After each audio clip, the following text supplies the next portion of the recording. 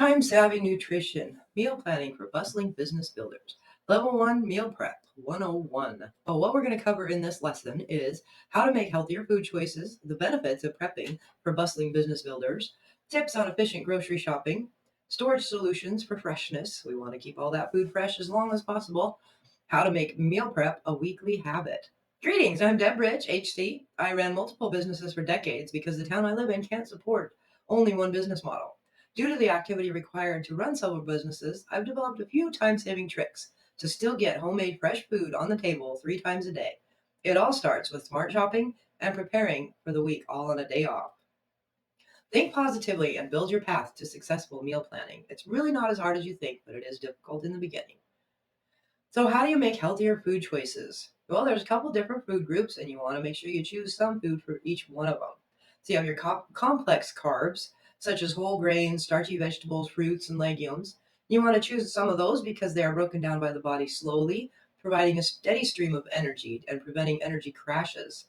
They also provide improved blood sugar control. They help regulate blood sugar levels, preventing spikes and crashes that can lead to fatigue and cravings. And they are high in fiber.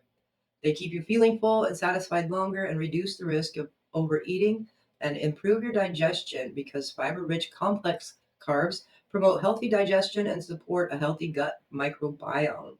They're also nutrient dense. Many of them are excellent sources of vitamins, minerals, and antioxidants. And then you have the protein group: lean meats, legumes, eggs and dairy, nuts and seeds. The benefits of lean meats is they're high in protein, low in saturated fat, and often they're rich in natural nutrients like omega-3 fatty acids. Legumes, beans, black beans, lentils, chickpeas, peas. The benefits, they're excellent source of plant-based protein. They're also high in fiber and other important nutrients. And then we have dairy, Greek yogurt, cottage cheese, milk, low fat or skim. They're a good source of protein and calcium. They also provide vitamin D and other essential nutrients. And eggs are a complete source of protein, rich in vitamins and minerals. And the nuts and seeds: almonds, walnuts, chia seeds, pumpkin seeds. Their benefits: they're high in protein and healthy fats. They're also a good source of fiber and antioxidants. You want to make sure you include a variety of protein sources in your diet to ensure you're getting a wide range of the essential amino acids. Preparation methods: you'll want to make sure you cook them in a healthy manner, such as grilling, baking, or steaming, so you minimize added fat and calories. Then we have the natural nutrition. When you're making your healthier food choices, you're going to get more nutrition from the foods that you choose because they're more natural foods. So you'll end up getting more vitamins and minerals from those whole foods than what you would get if you were buying processed and synthetic foods or synthetic supplements. Your body's able to absorb more of the nutrition from a food than it is from a supplement. Whether the supplement's natural or synthetic, it doesn't matter. Key points: whole food sources. Natural vitamins are found in fruits, vegetables, whole grains, nuts, seeds. Your proteins, your fats, they're found in everything that you eat that's natural and comes as close to being from the earth as possible. Vitamins derived from the whole foods are often better absorbed and utilized by the body due to the presence of the other nutrients and cofactors that make them more complete and easier to assimilate. So, consuming a diet rich in whole foods provides a wider range of health benefits beyond just vitamins, such as antioxidants, fiber, phytochemicals. For example, vitamin C from an orange is considered natural, compared to synthetic vitamin C, that's a supplement. Good fats, or unsaturated fats, on to the next category, are essential for good health. They help lower bad cholesterol and raise good cholesterol, reducing the risk of heart disease. Nobody wants to be told by their doctor that they have heart disease, so eat your good, healthy fats. They provide essential fatty acids like omega-3s, which are crucial for brain function, vision, and hormone production. And they help you feel full and satisfied, which can aid in weight management. Good sources of unsaturated fats include monounsaturated fats, olive oil, avocado, nuts, such as almonds, peanuts, or cashews, and then polyunsaturated fats, which is from your fatty fish, salmon, tuna, mackerel. Flax seeds, chia seeds, sunflower oil are some examples. Incorporating the fats into your diet is crucial for overall health and well-being. And a lot of people do not get enough of the fats because at one point in time, the fad was to avoid fats. It is not a fad anymore. So why is this so important? To generate energy. Complex carbs slowly release energy, allowing more uptime. Protein is essential for energy production and the muscles, and healthy fats support efficient energy utilization. So your carbs, they provide sustained energy release, preventing the crashes and fueling consistent performance. The proteins build and repair tissues. They're essential for energy production and muscle function.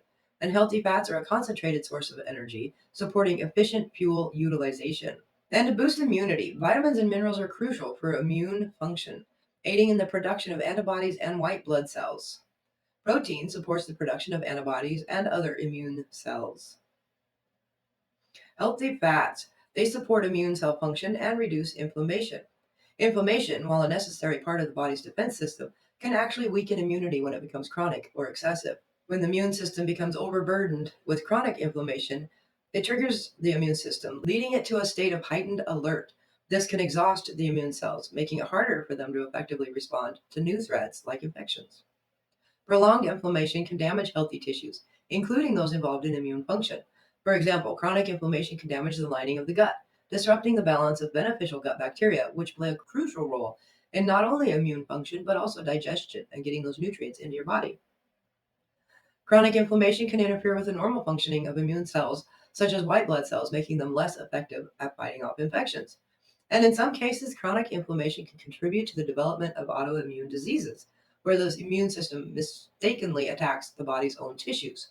So while acute inflammation is a necessary part of the body's defense mechanism, chronic inflammation can significantly weaken the immune system, making you more susceptible to infections and other health problems. Don't leave out the healthy fats. So keep your body shape and composition. Protein builds and maintains lean muscle mass, which is crucial for a healthy metabolism. Complex carbs provide sustained energy, reducing reliance on stored fat for fuel. Healthy fats promote satiety, reducing overeating and supporting healthy weight management. In essence, a balanced diet rich in complex carbs, lean protein, natural vitamins and minerals, and good fats provides the necessary building blocks for sustained energy, a robust immune system, and a healthy body composition. Benefits of meal prepping. Meal prepping isn't just about saving time, and it's an investment in your health and well being. It's more than convenience. Meal prepping is an act of self love. It's about prioritizing your health and well being by making conscious choices. These choices nourish your body and your mind. Show love and respect to yourself. Meal prepping is an investment in your future self. It's about prioritizing your health and well being by taking proactive steps towards a healthier lifestyle. It's got long term benefits. Tips for meal planning and prep. Use a dedicated meal planning journal. Download your copy below this lesson. It makes it much easier when you've got it in a spot where you know where it is and you can find it all the time.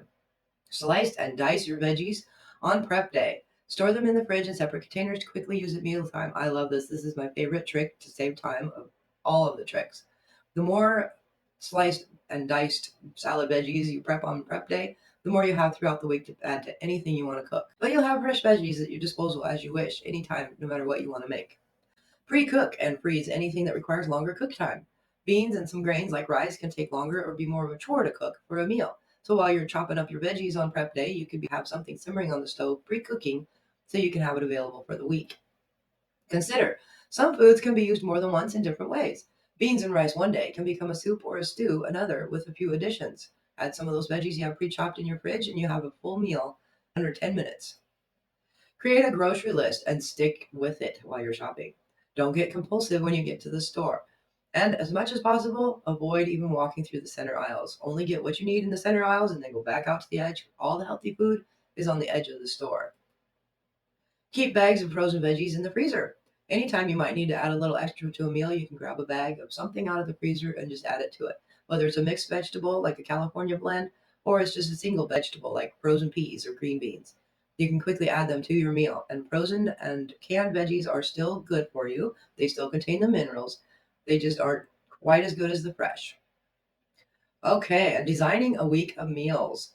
I have a different video I posted up on this one because this one did take quite a minute. So when you're designing your week of meals, you want to start with your daily norms, like the salad, which should be given before lunch and dinner.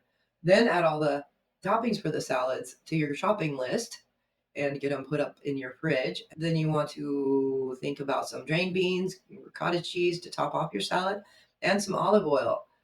Adding olive oil to your salad will greatly help your gallbladder, so you won't end up with gallstones because fresh olive oil will dissolve them before they get to be too much of a trouble. So if you add fresh olive oil like the Italians do, then you will be improving your health while getting more nutrition and making your salad taste even better. Oh, that makes quite a long shopping list as it is just for the salad portion and your veggies for the whole week.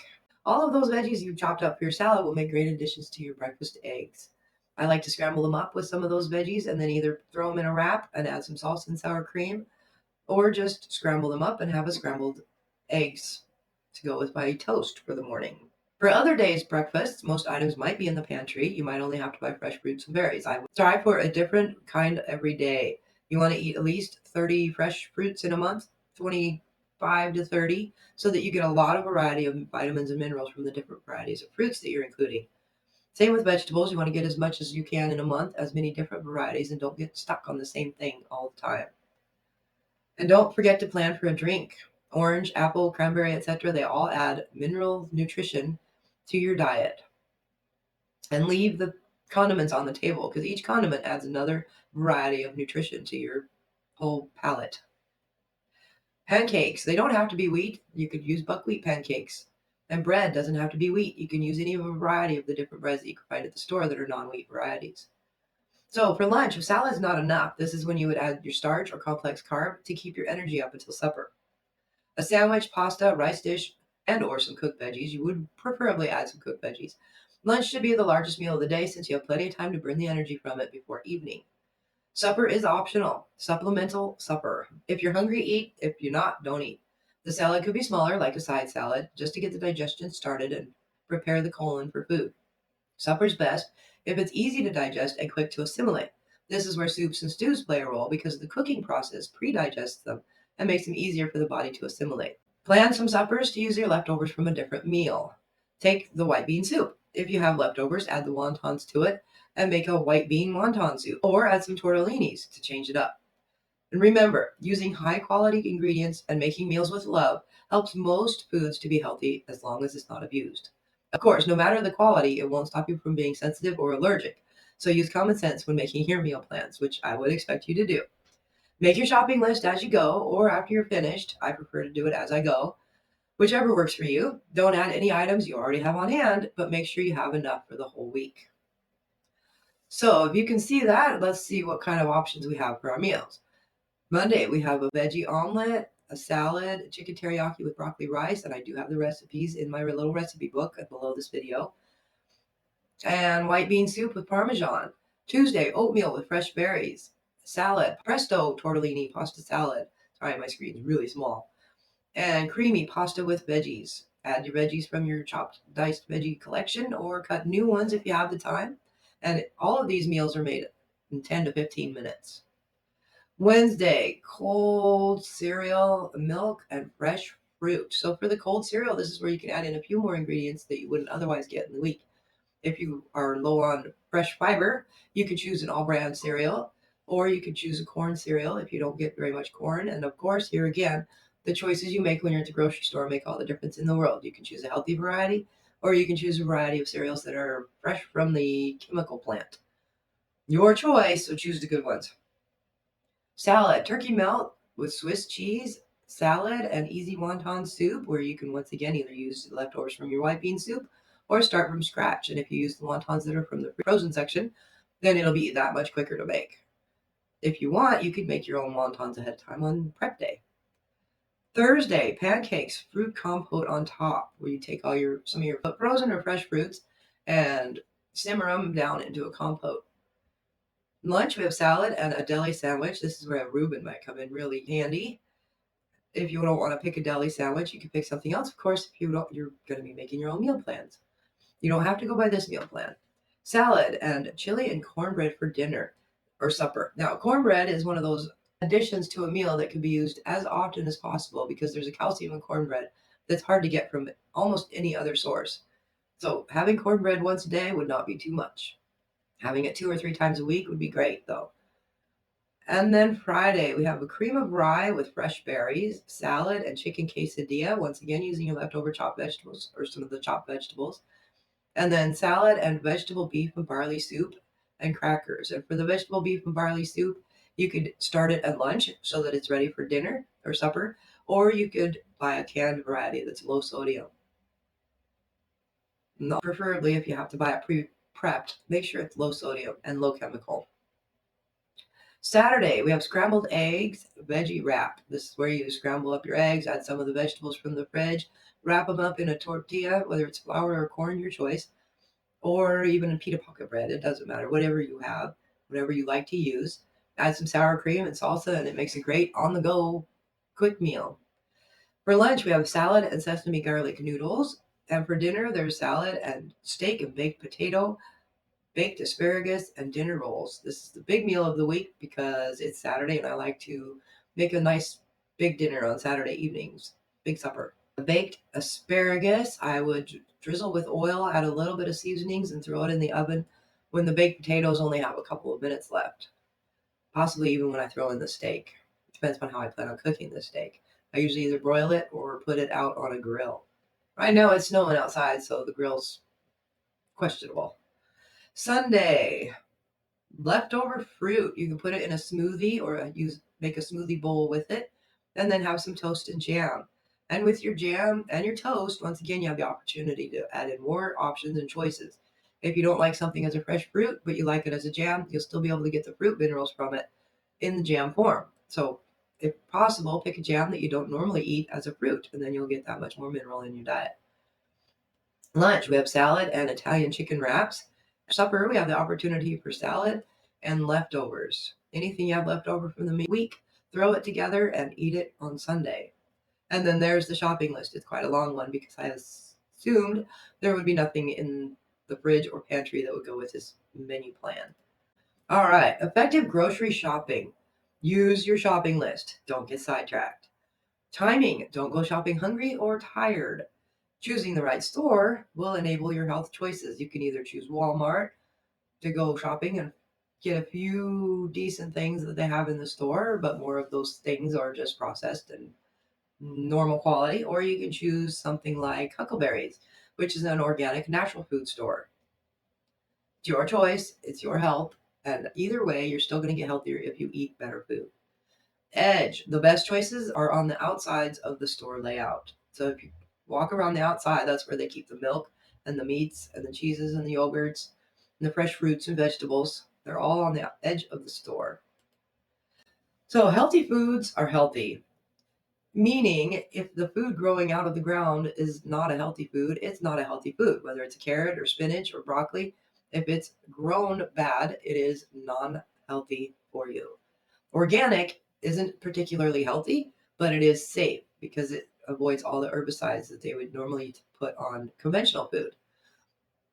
So when you're shopping, look for produce that feels heavy for its size. That means it has more minerals in it and it is a healthier food. Be mindful of variety. Variety is the spice of life, especially when it comes to food. And fresh is best, but frozen and canned will still supply the same amount of mineral energy. And someone with a weaker digestion, they would be better off to use everything canned, low sodium, because it's been pre-digested and makes it easier for the body to digest and assimilate it. So, storage solutions for freshness. Learn to use your fridge to your advantage. Use the crisper drawer humidity controls. High humidity for leafy greens, lower humidity for fruits. And the temperature control. Ensure your refrigerator temperature is set between 35 to 38. And use airtight containers or bags to keep fresh produce from touching and to prevent moisture loss. And avoid placing fruits and vegetables directly on the shelf. Use containers or bags to prevent them from touching the shelf. Keep the fruits separate from the vegetables. Some fruits release ethylene gas, which can cause other produce to ripen too quickly. So store your ethylene gas producing fruit, apples, bananas, tomatoes, away from ethylene sensitive vegetables such as broccoli, spinach, and carrots. And then proper washing. You want to wash them thoroughly and dry them thoroughly before storing them to remove any dirt and bacteria. That saves you time during the week because then you won't have to wash them and dry them. You can just pull them out and they're ready to go. Exercise regularly. Exercise the skills you learn on a weekly basis, and it will become a habit eventually. Spending one day a week planning meals saves on waste and guarantees meals will be more healthy and more enjoyable. Keep your list of favorites. Keep a list of your favorite foods and snacks, and it'll make meal planning a little easier. You can refer back to your list when you hit a roadblock on any ideas you need for meals. Give yourself a pat on the back and take a break after your meal plans are prepped. It's hard work in the beginning to figure out what you'll prepare for a whole week. You deserve a reward after you've gone through all the trouble of making a meal plan. And stay hydrated. It's always important to drink plenty of steam distilled water throughout the day. Don't forget the water while you're focused on meal planning and prepping. Need a consultation? I'm here for you.